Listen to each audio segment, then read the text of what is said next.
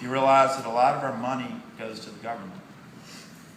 For many of us, when you add it up, more than half of what we make goes back to the government in various forms.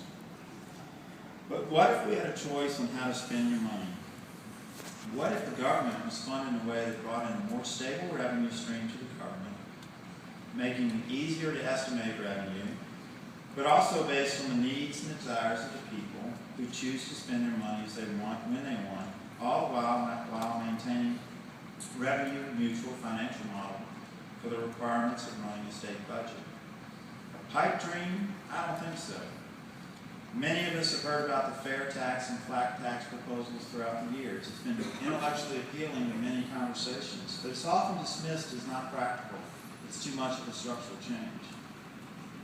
As we think about a shift in structure, I think we need to revisit again what good tax policy is. We need to be bold. What sort of tax types can make the tax code fair, simpler, more stable, more predictable? The economy is changing, and often tax systems will last to change.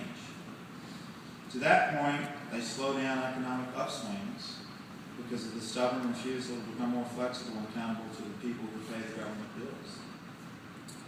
In order for our state to keep pace with the increasing demands of our budget, as well as survive potential downturns in the overall global economy, we must put in place a tax structure that focuses on stable tax policies over time, that stand the test of time.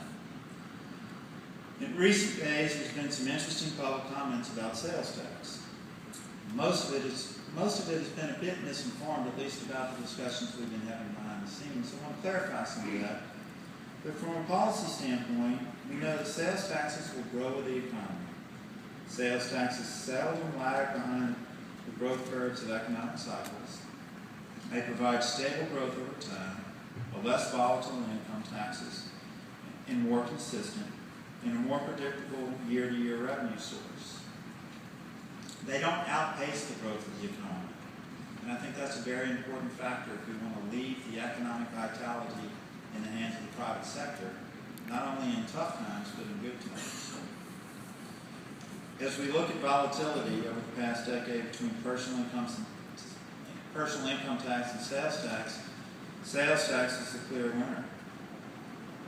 There's a chart here, and you see the various changes, and you can adjust this chart for many changes that happen in the tax systems, all the different changes throughout the years, but the real substance of the change is the same. And this is not only true here in Louisiana. As you look around the country, at all 50 states, you see that sales taxes, in the vast majority of cases, are the most stable taxes out there.